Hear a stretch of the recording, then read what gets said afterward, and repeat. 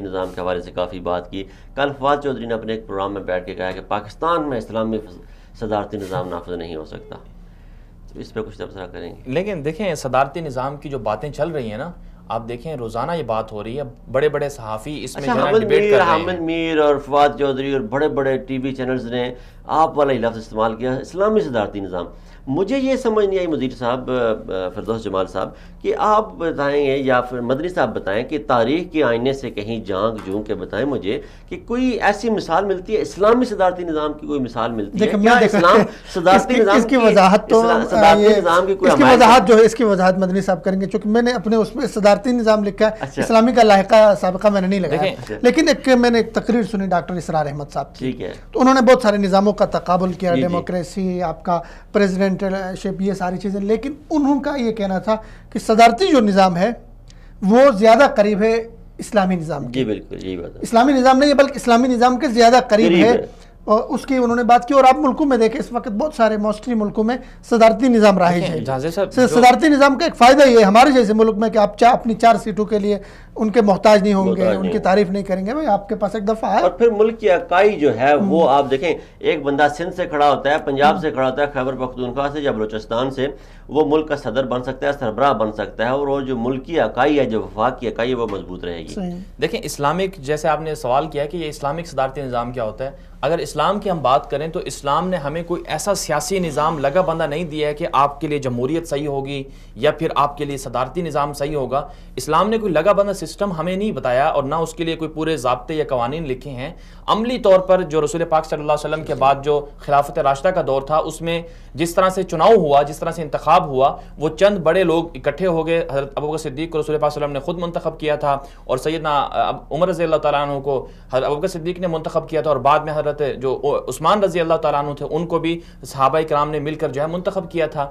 تو یہ جو سسٹم ہمیں ملتا ہے اسلام سے، جو چیزیں سمجھ میں آتی ہیں وہ یہ ہے کہ جو قوم ہے یا جو معاشرہ ہے، جو سوسائٹی ہے، اس کے جو چند اچھے لوگ ہوتے ہیں اگر وہ اپنے مشورے سے کسی کو منتخب کرتے ہیں تو وہ اچھا نظام ہے. اسلامک لگانے کا صدارتی کے ساتھ یہ اس کا ہدف یہ ہے، مقصد یہ ہے کہ جمہوریت میں ہم دیکھتے ہیں کہ ہمارے آئین میں لکھا ہوا ہے، ہاں اس میں جمہوریت کے آئین میں ہمیں لکھا ہوا ہے کہ جی قرآن و سنت ہمارا آئین ہوگا، لیکن اس پہ عمل نہیں ہوتا. صدارتی نظام میں ایک انسان کے پاس پاور آ جائے گی اور وہ اسلام کے اصولوں کے مطابق اپنے پورے کے پورے نظام حکومت کو چلائے. یہ مطلب ہے اس کا، ٹھیک ہے.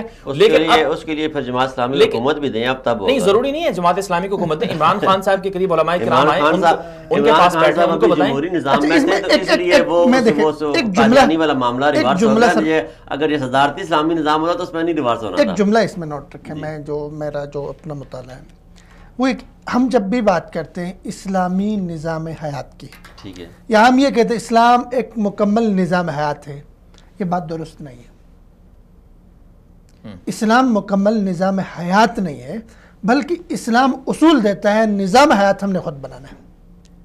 اس اگر جملے پہ آپ غور کریں، بہت ساری چیزوں کے مسئلوں کے حل آپ دیکھیں. میں اس پہ زیادہ ڈیپلی نہیں جاؤں گا. اس میں دیکھیں اسلام کیسے، اسلام ہمیں اسلام اجتہاد کا جو دروازہ اسلام نے کھولا ہے، اور ہر دور میں جو نظام آپ اسلامی اصولوں کو مد نظر رکھتے ہوئے اور عصر حاضر کے چیلنجز کو مد نظر رکھتے ہوئے بنائیں گے، وہ اسلامی نظام ہوگا. دیکھیں اگر میں تو ایک تھوڑا سا میرا مطالعہ، میرا آپ جتنا شاید مطالعہ وسیع نہیں ہے، لیکن جو اگر ہم اسلامی نظام کی اگر بات کرتے ہیں تو اسلامی نظام کے لیے سب سے بڑا جو نظام ہمیں نظر آتا ہے نبی پاک صلی اللہ علیہ وسلم کا عہد ہے، سیدنا ابوبکر صدیق کا عہد ہے، عہد عمر فاروق ہے. بہت بڑی سلطنت تھی، تو سیدنا عمر فاروق جن جن ممالک کو وہ فتح کرتے گئے، وہاں اب ایک سب سے بڑا جب مسئلہ آیا کہ وہاں کون سا نظام رائج کیا جائے، تو سیدنا ابوبکر عمر فاروق نے یہ کہا کہ ان علاقوں میں ان کی روایات، ان کی ثقافت اور ان کے اقدار کے مطابق قوانین بنائے جائیں.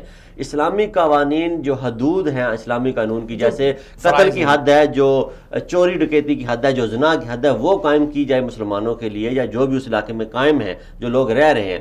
باقی اس علاقے کے نظام کو مدینے کے نظام کے ساتھ متصل نہیں کرنا، تاکہ یہ لوگ متنفر نہ ہو جائیں، یہ لوگ حکومت سے نالاں نہ ہو جائیں یا ناراض نہ ہو جائیں.